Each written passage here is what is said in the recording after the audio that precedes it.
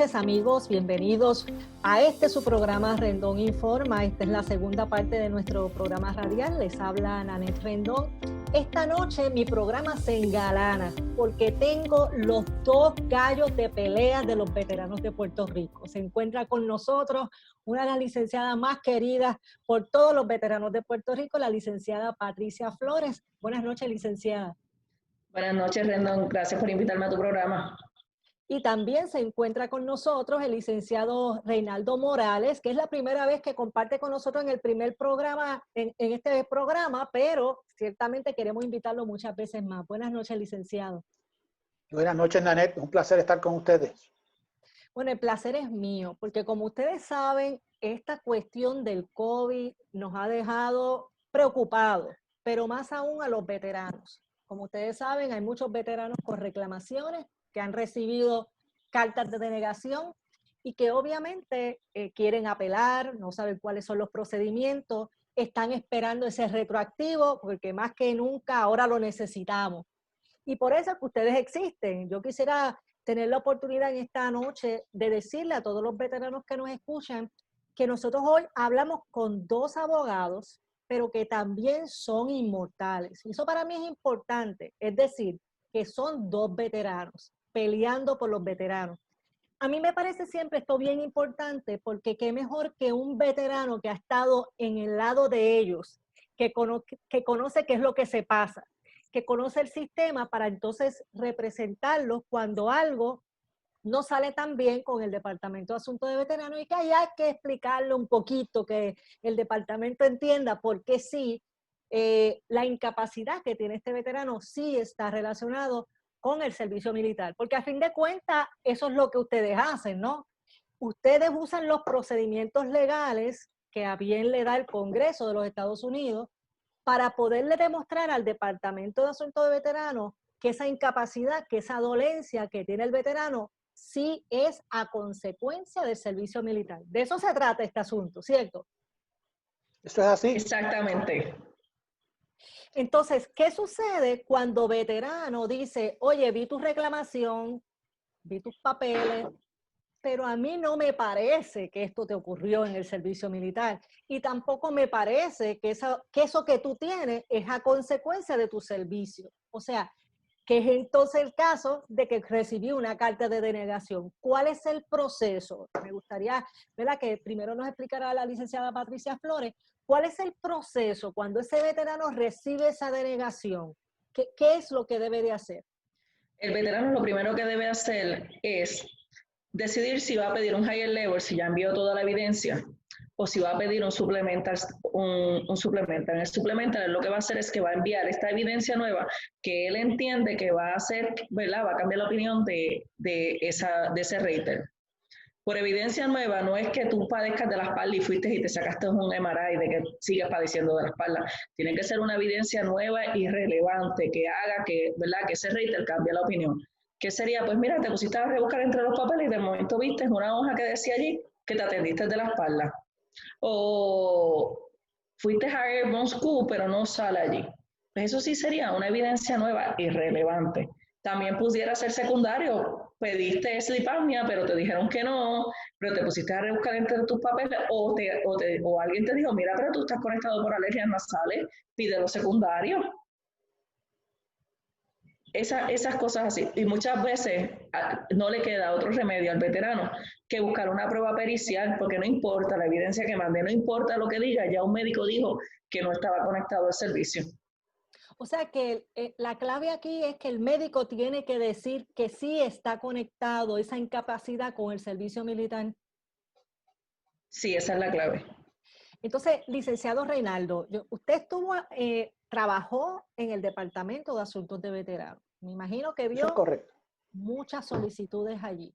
Yo pregunto, o sea, ¿cuáles son los errores que comete el veterano que realmente hace que esa solicitud se deniegue? Porque en ocasiones son errores, porque a veces el veterano lo quiere hacer solo, solicita él mismo el documento, lleva los documentos que él entiende, pero ¿cuáles son los errores más comunes que se observan cuando estamos solicitando la compensación y que que a veces usted cuando ve ese documento dice, caramba, si él hubiese puesto esto otro, se lo hubiesen aprobado, ¿verdad? Pero el veterano no lo sabe. ¿Cuáles son esos errores? Bueno, hay que partir de la premisa de que efectivamente la agencia del Departamento de Asuntos, bueno, la agencia, es un departamento, el Departamento de Asuntos del Veterano, pues quiere cumplir con su tarea designada por ley de ser el primer abogado del veterano. Por eso, la licenciada ni yo podemos entrar en ese proceso de reclamación inicial para asistir al veterano, porque hay que permitir que la agencia ocupe ese espacio de tiempo de que quiera ser abogado por un ratito del veterano y luego se ponga el gorro de juez y decida. Y si decide y no le favorece al veterano esa determinación, pues nosotros entramos. Claro, ahí lo que nosotros hacemos es auscultar qué fue lo que él quiso reclamar, por qué lo denegaron, si él tenía méritos suficientes para poder prevalecer, si esa determinación que se hizo por parte del Departamento de Asuntos del Veterano, la persona competentemente vio toda la evidencia, se percató de que había evidencia o no evidencia a favor del veterano. El veterano muchas veces somete en evidencia, pero hay veces que muchas decisiones se hacen por parte de la agencia y uno nota mucho este error por parte de los decision makers, o sea, los raters que hacen las determinaciones iniciales. Y es que descansan muchas veces en una sola pieza de prueba o en un récord muy flaco que no contempló buscar aquella evidencia o considerar aquella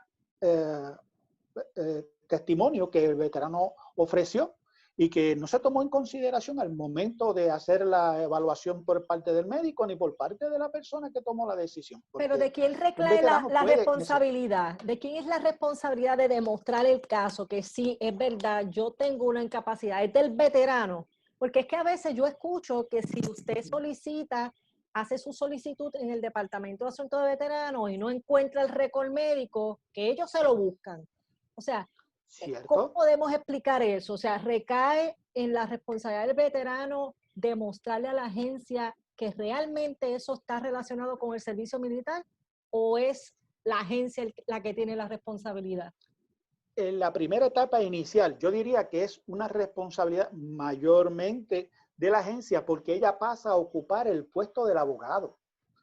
Existe lo que se conoce como el duty to assist, es una parte de la ley de asuntos del veterano, que cuando un veterano reclama, la agencia, como bien ha dicho la Corte, tiene unas obligaciones que se autoimpuso por ley de asistir al veterano, de informar al veterano y violentar cualquiera de esos principios durante ese proceso, pues obviamente conlleva el que tenga que readjudicarse próximamente para determinar dentro de un proceso operativo si ese error fue sustancialmente suficiente para evitar que esa persona llegase a obtener el beneficio que quería.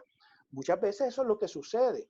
Claro, no podemos garantizar que el proceso, por haberse iniciado de esa forma, que carezca de validez en todo el sentido. Puede que tenga muchos méritos, pero puede que tenga muchas deficiencias, porque el proceso tiene que tomar tres aspectos fundamentales en la consideración, por ejemplo, de la determinación básica de Service Connection.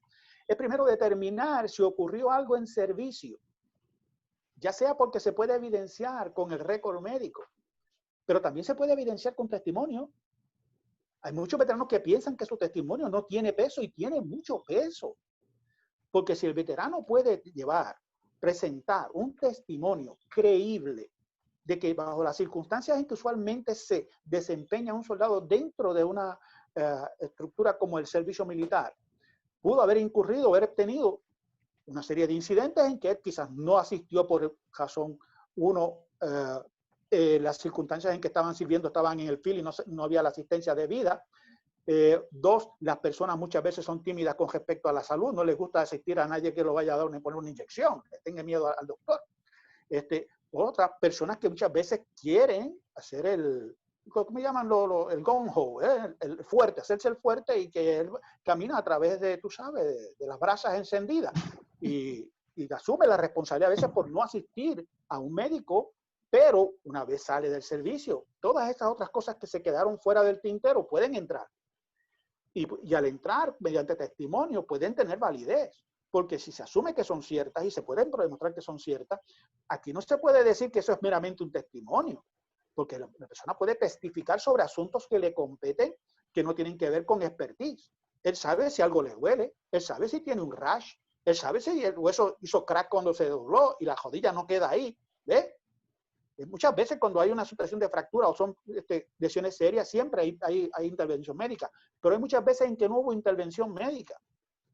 ¿Cuántas veces los paracaidistas saltan en la 101st o en la 82nd y van a montones de operaciones de ejercicios militares donde brincan? Y a veces caen en la zona del drop zone, como llaman ellos, la zona de donde deben caer, pero muchas veces caen fuera de la zona, otras veces caen enganchados en los árboles, otras veces no caen como debieron caer con las dos piernas y traerse hacia el lado, sino que caen con todo el peso del cuerpo y se lastiman. Pero como no quieren parecer personas que se quejan por todo, muy niñas, qué sé yo, que por nada están quejándose, quieren dar la impresión de que cumplen con su tarea y que quieren, con el performance, para que les den sus ascensos, para que les paguen su brinco, para que lo dejen brincar la próxima vez, llenar su expediente de todas estas cosas que le permitan a un soldado ser deployable, que esté listo para poderse llevar a combate. Eso es lo que quiere decir ser deployable. No, y por eso es que a veces no en esas quieren cosas, quejarse, veteranos muchas ¿verdad? veces no va. No se quieren quejar para que no lo saquen del sistema. Pero yo les tengo una pregunta. Ustedes son veteranos, o sea, que ustedes estuvieron activos. ¿Cuánto pesa la mochila? La mochila, cuando se termina de poner un soldado en combate, se termina de poner todo su equipo, pesa alrededor de 75 a 100 libras. Yo las pesé. Yo cogí todo el equipo y lo pesé. Entonces yo le pregunto. No pesé rifle porque no me lo prestaron en la unidad que fuimos, pero yo llegué allí con mi pesa a pesarlo para un caso de veterano. Por eso yo pregunto, o sea, ¿por qué mínimo la espalda y el tinnitus? Porque con esos disparos, o sea, yo creo, digo, yo no soy veterana, soy hija de un veterano, pero ¿usted no cree que esas dos cosas serían las más fácil de poder probar? Porque con esas 75 libras en la espalda y tinnitus nada más con todo ese ruido que uno tiene, ¿verdad? Que ustedes pasan con los rifles y todas esas cosas. ¿Por qué se hace tan difícil entonces demostrarlo? Mira, yo te voy a traer un ejemplo más fácil, un ejemplo de arroz y habichuelas, como los que nos gusta a nosotros, criollitos. Nosotros salimos del trópico. Nosotros aquí nunca hemos visto unas temperaturas bajas y salimos y nos vamos a coger unos training en los estados y a vivir en los estados en unas temperaturas frías. Lo primero que nos da es sinusitis y alergias nasales.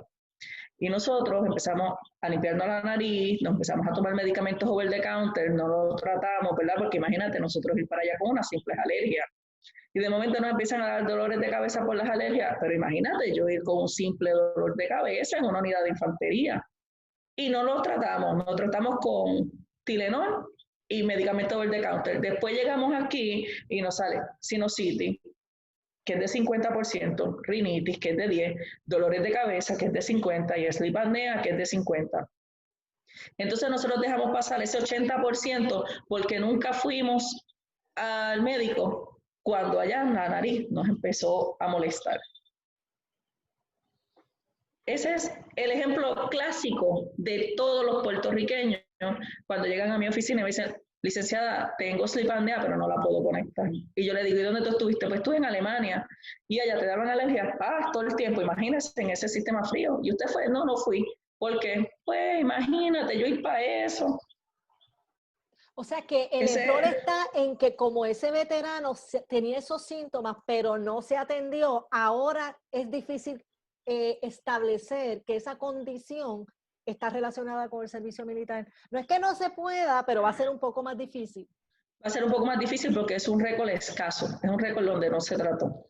Aunque él se puede establecer con el testimonio del veterano y una prueba pericial, pero es mucho más difícil que si él hubiera ido allí al médico y hubiera dicho, tengo alergias nasales, me duele la cabeza, me está dando sinusitis, tengo mucha mucosidad.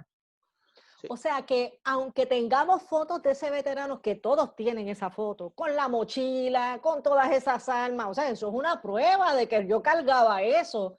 No es tan fácil entonces uno decir, tengo problema de la espalda y es a consecuencia del servicio militar. La mochila solamente La mochila sola pesa 45 libras. Sí. Yo creo que en una persona que pese 200 libras, que nadie en el Army pesa eso, no le afectaría tanto, pero la mayoría de esos soldados pesan 100, 110, 130, 150 libras. Le están cargando una tercera parte de su peso en la espalda, sí. Pero entonces hacen que el veterano, como nunca se quejó de la espalda, hacen que el veterano vaya y busque prueba pericial, porque los médicos de CMP despachan los casos muy rápido, van y miran el récord, nunca fue, y ahí está. Igual que los Sí, ratings, ahí muchas hay veces no mucho lo que ver. envían. Sí, esos récords de veteranos a veces son muy flacos en información y no tienden a considerar esos aspectos que son importantes. ¿Cuánto pesa una mochila? ¿Cuánto pesa el armamento? ¿Cuántas veces lo cargó? Si es un veterano que es infantero. Si la persona lo que hacía era que trabajaba como artillero, pues mire, cargar una pieza de artillería requiere poner la pólvora y poner la bala. Y levantar esas cosas a veces no lo hacen todo mecánicamente. Requiere cierta cantidad de esfuerzo. Manejar equipo pesado es difícil. Pero aun cuando las personas dicen, no, pues si lo que fue un cocinero en el servicio militar. Pero ¿cuántas personas tú le sirves un desayuno en el servicio militar? En un comedor. ¿Cuánto pesaron esas cajas de carne que levantaste? Pues claro, ahí están todas esas cosas que tuvieron que hacer ese esfuerzo. Fíjese que con el comedor, los cooks trabajan 2 turnos, uno por la mañana, otro por la tarde, porque es prácticamente un oficio de 24 horas. Entran 2 tandas y tienen que ir a buscar muchas veces los supplies ¿sabes? Los alimentos a los puntos de logística para traerlos, para poderlos desempacar, cargar las bandejas esas, mover las ollas esas enormes. Todo eso pesa y en la actividad física de una persona que a veces no tiene una constitución física para tolerar un tren de trabajo de esa naturaleza. Pero aunque ese emo es, ¿verdad?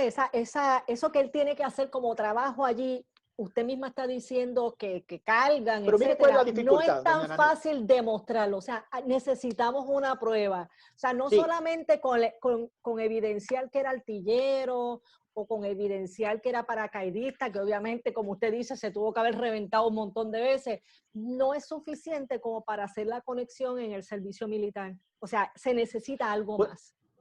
Bueno, claro, mire, vamos a proponer aquí. Primero, sucedió ese incidente. Uno trata de demostrar con testimonio, con prueba pericial o con prueba documental de que allí hubo ese incidente, de que hubieron estas situaciones, pero esto se reclamó 15 años, 20 años más tarde, porque como dijimos muchas veces, muchas personas veteranos empiezan a reclamar muy tarde. Cuando van a reclamar, ¿qué sucede? Muchas veces tú tienes un problema de que sí, tal vez se puede adjudicar que tú tienes el proceso de espalda, es artritis. No es que no tenga la condición, muchos veteranos tienen sus condiciones. Lo importante es ver si existe un nexo causal entre lo que ocurrió en servicio y lo que tú tienes al presente.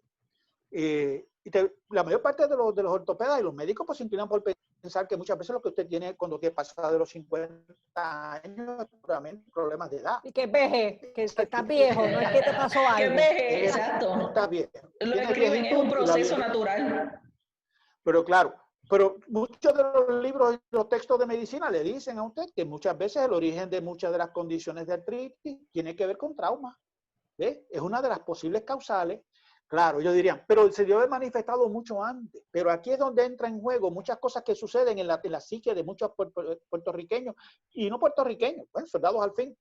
Y es que durante el transcurso de su vida muchas de estas condiciones se manifestaron de forma leve y siempre la trataron, como decía la licenciada Patricia Flores, con medicamentos over the counter. ¿Qué sé yo? Fui donde el que sobaba en el barrio, y en el barrio alguien que sobaba y lo sobaba y se le iba el dolor y se sentía mucho mejor. Esas personas existen todavía, yo creo que algunos que otros. Pero antes se usaba muchísimo eso. Y las personas a veces iban donde un médico que ya no está, el médico del pueblo, lo atendía a todos los males y todas las condiciones, les recetaba más o menos las mismas cosas, pero él no tiene ese récord porque ese médico ya falleció, ese médico se vio con otro, ahora tiene un sistema de médico que es distinto al que tenían antes, que es un médico primario que le tienen que asignar pues ese médico, y le cambian ese médico, se va a otro plan, está con otra persona, está con otro médico, tiene otro récord. Nunca un médico ha dicho, mira, vamos a ver estas condiciones tuyas, desde que tú saliste del servicio las tienes, y se pudiera documentar con ese récord médico. ¿Y que entonces qué vamos a depender? Vamos a depender de opiniones de expertos que pudieran decir de que es al menos razonablemente posible. Y aquí es donde la ley favorece al veterano, porque tiene un quantum de prueba muy bajito. Y si usted puede conseguir que un médico diga, mire, eso pudo haber sido por la edad también, pero no puedo cerrarle la puerta al hecho de que posiblemente por esos asuntos que ocurrieron en servicio, que el origen esté allí. Claro, necesitamos el médico que sepa por dónde le sale la tinta al lápiz y lo escriba y lo diga para el veterano. Esos no abundan. Ese es realmente el problema muchas veces del veterano. Pero muchas veces nosotros tratamos de conseguir que se atiendan, que se vean y que hagan unos doctores que hoy en día pues ya hay unos más abiertos a entender y a escuchar esas situaciones y decir, bueno, sí, es lo menos razonablemente posible, porque no, la literatura médica determina que sí, que muchas veces el trauma puede ser causante de una condición de espalda, o de una condición de rodilla, o de una condición de hombro. Licenciado, y esas condiciones luego que se pueden evaluar, hablemos permiten que se ahora de establezca el la beneficio. fecha. Yo tengo muchos veteranos con muchos issues de fechas. O sea, cuando hablamos de la fecha, cuando le deniegan el caso, que se frustran. Yo me imagino que ustedes los ven todos los días. Vienen con la carta de denegación frustrados, pero ha pasado un año. O sea... Lo peor son los ceros, cuando le dan 0%. Ok, pero para poder, ustedes saben que yo he visto veteranos que le han dado un retroactivo bien grande, ¿verdad? Y es porque como que se ha congelado esa fecha de que le dijeron que no, pero hay un documento que dice, bueno, yo te dije que no en esta fecha y usted siguió peleando y ganó el caso. Vamos a hablar de esa fecha. ¿Cómo conservamos esa fecha de erradicación para que pueda ir retroactivo veterano y que no pierda esa fecha de efectividad? Mira, la fecha de efectividad yo voy a tratar la primera, que es un clear and unmistakable error. La semana pasada nos aprobaron un caso retroactivo a 1961. Porque ¡Wow! cuando ese veterano salió de activo de Vietnam, él fue rápido y puso su reclamación de ansiedad. Y en la reclamación de ansiedad, el médico escribió que él no tenía récord. O sea, él sale de active duty y él llega primero a veterano que su récord. En el 2014 aparece su récord en veterano y se lo informan a él. Y él vuelve y reclama y le deniegan el caso por el hecho de que ya se lo habían denegado anteriormente en el 1961. Pero cuando él salió de 159C. Cuando él salió de activo, en su documento, en su físico de salida, le pusieron que él padecía de ansiedad. En el 2018 él me contrata y yo pido un clear and unmistakable error. Pues la semana pasada, por fin no los aprobaron. Y ese veterano cogió todos esos años que le correspondían de retroactivo. Pero esos casos así son pocos. Cada vez que nosotros nos cruzamos con un caso así, obviamente le decimos a la agencia, mira, te equivocaste en esta fecha, o mira, cometiste este error.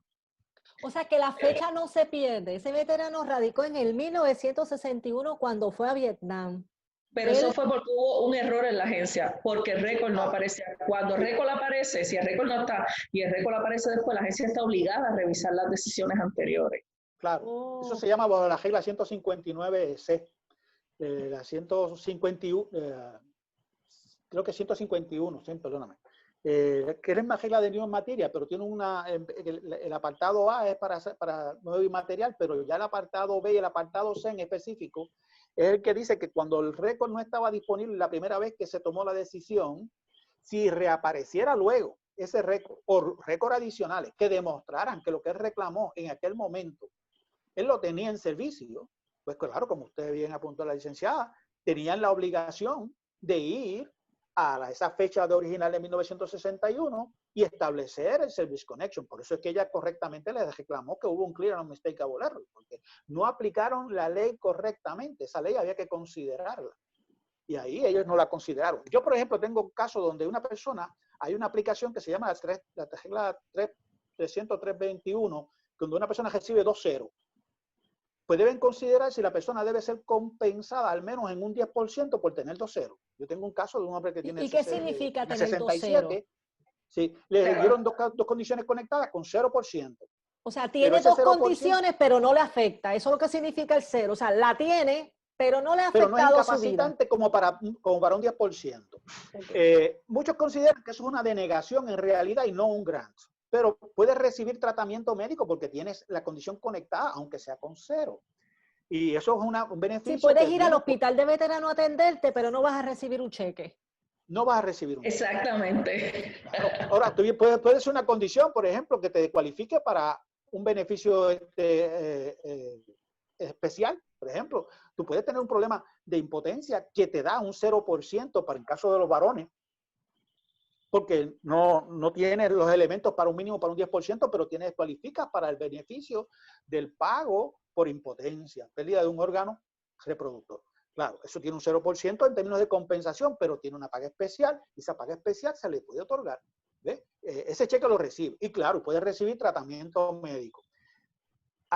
Pues en este caso, hay veteranos que pueden tener derecho a un beneficio de un 10% por tener al menos 2 condiciones conectadas con un 0%. Y muchas veces la persona que decide el caso olvida aplicar esa disposición de la ley que permite que un veterano con 2 condiciones en 0% pueda recibir al menos un 10%, siempre y cuando sumáramos hipotéticamente que lo poco que dan cada una de las dos interfiere de alguna manera con los posibles desempeños de la persona en sus tareas diarias.